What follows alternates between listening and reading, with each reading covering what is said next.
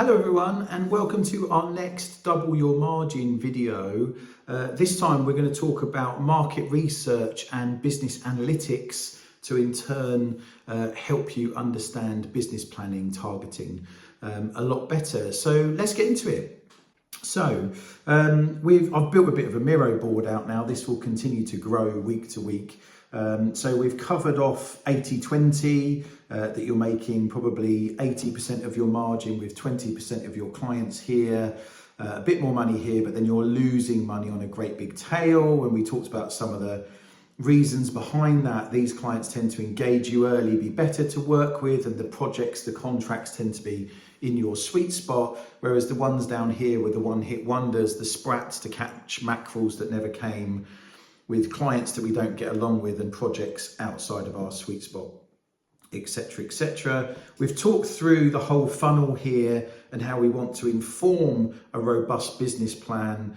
And in future weeks, we're going to talk about account-based marketing, CAM capture, and the end game of bidding. I did a little side video about bid teams being at the heart of the engine room for growth in your businesses. This week we're going to focus on this little fella here, market research and analytics, which will then be washed through perfect client and contract sweet spot to come up with your dream list of clients and opportunities. So let's get into it. So, and we touched on where the margin opportunity comes from. So market research then, let's get into this. So there's two types of market research. We do a lot of work with the Department for Business and Trade on this, coaching UK businesses, particularly SMEs, in how to grow their businesses abroad. And this is session 1 of our free business growth challenge. So I have a whole deck on this stuff, but just simply, first of all, desktop research. So we want to understand, using data, how big the market is. We want to understand how many sales take place in it. We want to get a grip on what the market trends are. Is it going down? What's the latest fads and interesting approaches in the marketplace? We want to understand what regulation is taking place in it. So in construction, new Building Safety Act, etc., is a bit of a thing.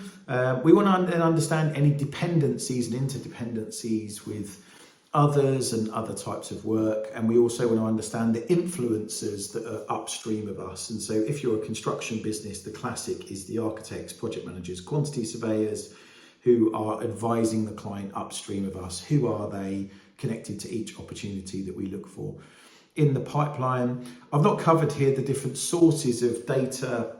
Reach out to us, we can help guide you depending on your marketplace. But if you're construction, for instance, I tend to use Builders Conference for data looking backwards. It's a great data source for who has worked with who on what.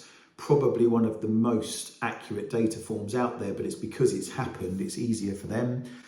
The forwards facing data, so we want to understand what's happened, who's done what with who, and then what we can see moving forwards, and then look for the trends to be able to project our pipeline with more confidence. And so the forward data has always been more tricky. There are platforms out there like Glenigan and Barber ABI, and they track planning application data as well as having phone banks of people calling clients and consultants trying to understand which way's up. But very often the data is getting worse and worse as that's getting harder, or the planning data available is getting worse. And so, there's a bit of a challenge there. However, there is some good news on the horizon. For those that are facing government projects, public sector stuff, the new Procurement Act that came into force in February does compel clients to issue their pipelines of opportunities. There's some niggle going on at the moment between procurement lawyers on whether they need to do one notice that covers everything they're going to do, or whether they should have a notice per opportunity. I would prefer notice per opportunity because then it's more searchable as a data form. Obviously, Kieran, but whichever way it goes, it will still be useful data. But we want to be able to see what's happened in the past, who they've made decisions to appoint, and then what the opportunities are off into the future. And that's a service that we provide and can point you in the right direction on. I would say, actually, I advise many of my clients on frameworks If you've got a subscription with a tussle or a contracts advance, do contact them and ask for, if your business is term contract or framework dependent, ask them for what frameworks or term contracts were let in the last 3 years on a 4-year or more horizon, and that will naturally give you a pipeline of opportunities that are going to come around in a year's time plus, and you can build out your pipeline of frameworks and term contracts you can go for then, which ones you select, deselect, etc. So other forms of market research, you might do field research, and so you might conduct some questionnaires of your current client base and others. You might do some LinkedIn ads to run those kinds of activities. You might do some structured interviews with clients and prospects. You might attend some trade shows, although that's a bit scattergun, but go and meet some people, talk to some people. There is the concept of test trading. You know, do you go and do some capture on 3 key pursuits to win one, bid one very competitively on price to understand the market, how to do the thing? You just need to be very cognizant of the true cost of sale in doing that, and the business needs to remember that that's why it did it.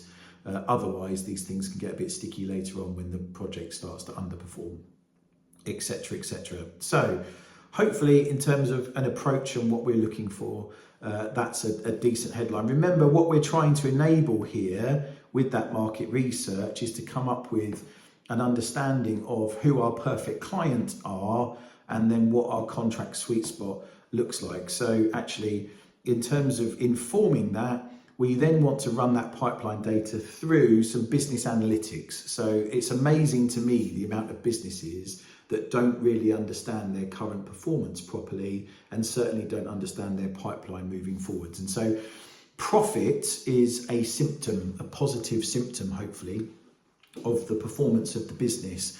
It shouldn't actually be, in my view, the ultimate objective of the business. I think the ultimate objective of the business should be to create much more value for your clients than anyone else. And then we're just asking for a share of that value in return in profit. If you relentlessly focus on value for clients first, the profit will come. But why does it come? Well, first of all, we want to understand the clients that you work with, and we want to understand their interrelationship with your profits. So, you know, in previous sessions, we've talked about 80% of your margin coming from 20% of your clients.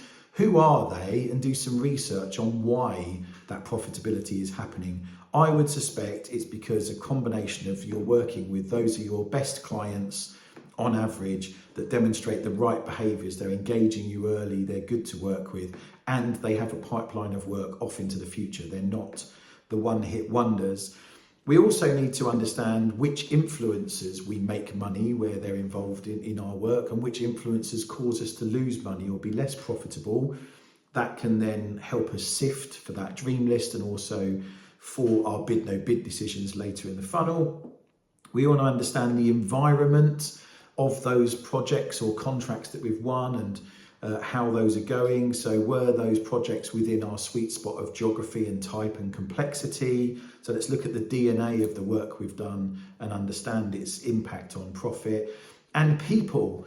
So an interesting overlay after you've done the where your profit comes from is to understand the well-being and happiness and satisfaction of your staff.